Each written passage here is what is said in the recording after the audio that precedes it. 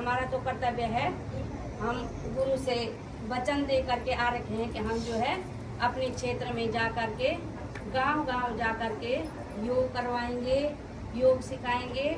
पूज्य स्वामी जी का यही निर्देश रहता है हमारे लिए कि तुमने गांव-गांव में जाना है। जो भी दुखी हैं, बीमार हैं, जिनके घुटने दर्द है, कमर में दर्द है, जो मोटे हो रखे हैं, जिनको कई प्रकार की गैस, एसिडिटी या एक्स्ट्रा फैट के कारण कई रोग हो जाते हैं, उनको जो है योग कराना है और योग से पूरे क्षेत्र को, अपने क्षेत्र को स्वस्थ करना है।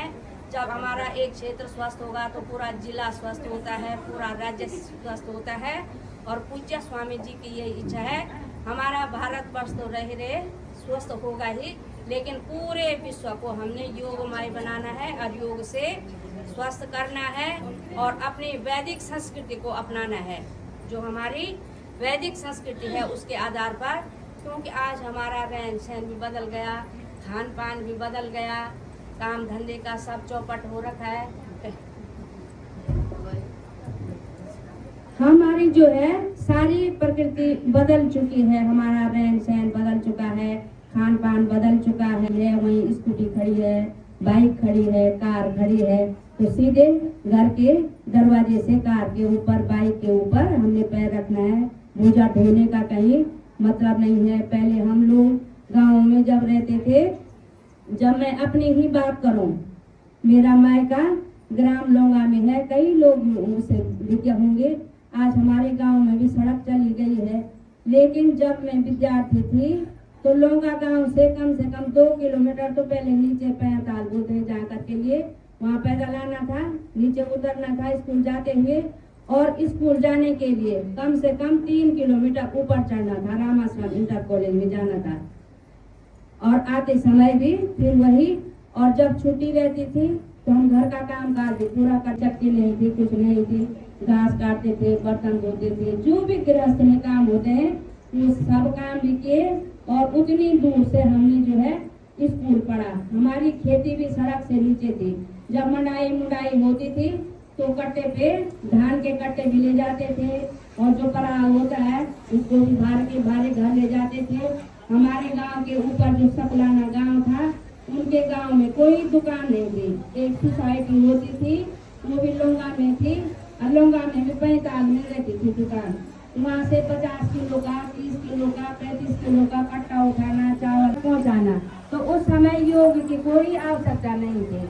लेकिन आज जो रोग है वो अकर्मण्यता के कारण है।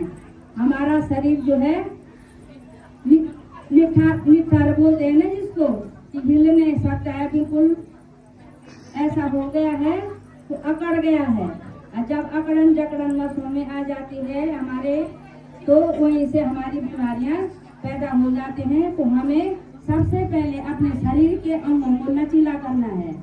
जो चलने से होता है, जो चढ़ा के बैठे घर में अपने घर के अंदर कर सकते हैं। पूज्य स्वामी जी ने ऐसे पैकेज बना रखे हैं योग के, तो करते रहेंगे। पैरों के सूक्ष्म व्यायाम आगे देख करके, यहाँ से ये बहने जैसा करेंगे वैसा आप भी करेंगे, क्योंकि माइक की थोड़ा अव्यवस्था है।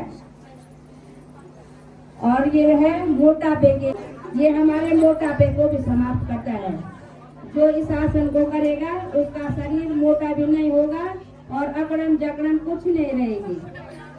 सभी करते रहेंगे पूर्णासन। पूर्णासन करने का तरीका बहुत अच्छा आसन है। अब थोड़ा सा करेंगे तितली आसन।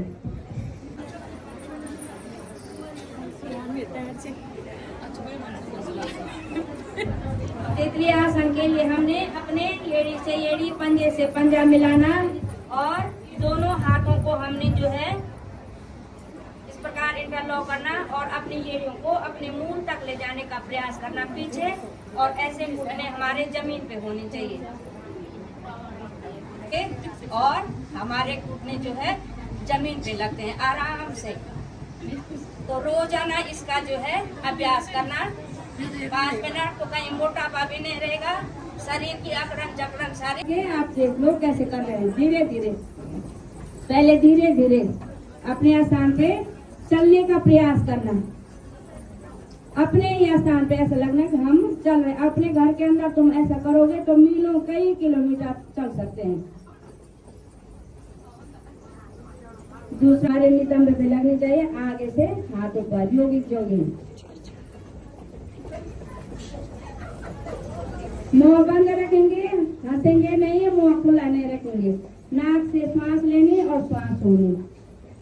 तो आगे जो बहनें कर रही हैं इस प्रकार से आप, इससे मोटापा भी बहुत जल्दी खत्म होता है। जो मोटे लोग हैं उनका मोटापा रह ही नहीं सकता है अगर वो इस आसन को करते हैं। वापस आप करेंगे पादहस्तासन। जिनका कमर दर्द होता है वो आगे झुकने वाले आसन पादहस्तासन नहीं करेंगे। जिनको हर्निया है वो पीछे झुकने वाला आसन नहीं करेंगे। एक श्वास बढ़ते हुए ऊपर, श्वास छोड़ते हुए नीचे। 2 3 4 5 6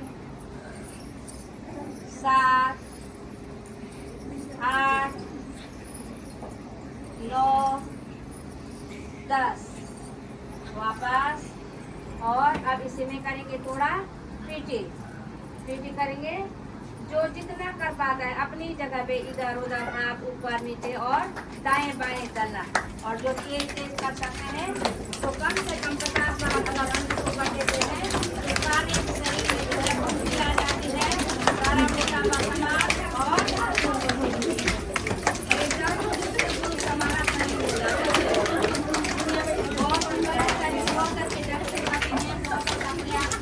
प्राणायाम भस्त्रिका प्राणायाम करने का तरीका है, हमने मुंह बंद करके नासिकाओं से लंबा गहरा श्वास फेफड़ों में भरना है और लंबा गहरा श्वास बाहर छोड़ना है।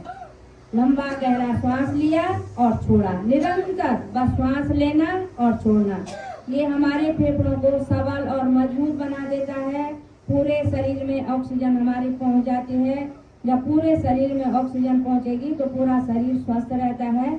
और तीव्र गति से करने पर मोटापा भी कम होता है। तो हम तीव्र गति से नहीं करेंगे, सामान्य गति से करेंगे।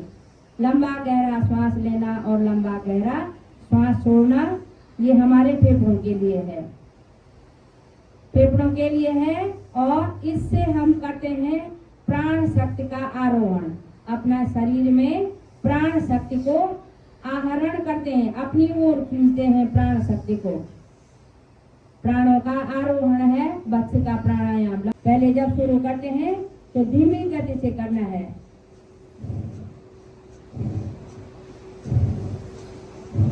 इस प्रकार से जब अभ्यस्त हो जाते हैं तो हम जो है थोड़ा तेज भी कर सकते हैं, लेकिन पहले हमने धीमे धीमे ही करना है। इसकी भी अलग अलग गतियां होती हैं।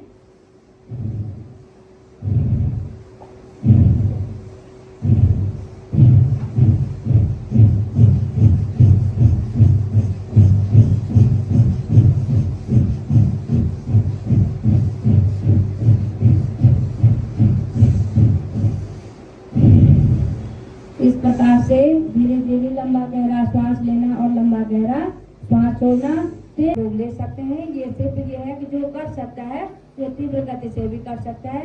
तीव्र गति से करने पर एक तो हमारा मोटापा भी खत्म हो जाता है और हमारी पूरे शरीर में जो है ऑक्सीजन गैस पहुंच जाती है। तो थोड़ा देर और करेंगे भस्त्रिका प्राणायाम। लंबा गहरा श्वास लें और लंबा गहरा श्वास छोड़ें। इसमें हम कर रहे हैं अपनी प्राण शक्ति का आरोहण। जितना लंबा गहरा श्वास हम लेंगे, जितना ऑक्सीजन हम अपने फेफड़ों में भरेंगे, समझ लो हमारे प्राण उतने मजबूत हो गए हैं, हमारी आयु उतनी लंबी हो गई है। तो अपने आयु बढ़ानी है, उम्र बढ़ानी है, रोगों से छुटकारा पाना है तो लंबा गहरा श्वास लें और लंबा गहरा श्वास छोड़ें और योग करें। योग आपको 7 दिनों तक यहाँ पर शिविर के माध्यम से करवाया जाएगा और उसके बाद प्रत्येक जगह जहाँ आप बोलेंगे वहाँ योग शिक्षक आपको योग करवाने के लिए आ जाएगा। सिर्फ ये है समय आपने देना है, इस समय आना, और जो समय देना है उस समय वहाँ पर आना भी है। तो हम कर रहे हैं भस्त्रिका प्राणायाम, अपने प्राणों का आरोहण इसके बाद हम दूसरा प्राणायाम करेंगे, कपाल भाती प्राणायाम। दूसरा प्राणायाम होता है कपाल भाती। कपाल का मतलब होता है ये माथा। 2 3 4 5 हमारा कंधा ऊपर नीचे आगे पीछे पूरा घूमना चाहिए। 7 8 9 10 ये थे हमारे गर्दन के और हाथों के कंधों के सूक्ष्म व्यायाम। थोड़ा सा पैरों के भी कर देंगे। पैर खोल देंगे सभी। सीधे में जगह नहीं हो रही है तो पीछे में कर सकते हैं। हाँ, सीधे में नहीं हो रही है तो इधर उधर। ये यहाँ पर हमारा 7 दिवसीय योग शिविर चल रहा है। बड़े उत्साह के साथ सभी पैर फैला करके दंडासन जिसको कहते हैं उसमें बैठ जाएंगे।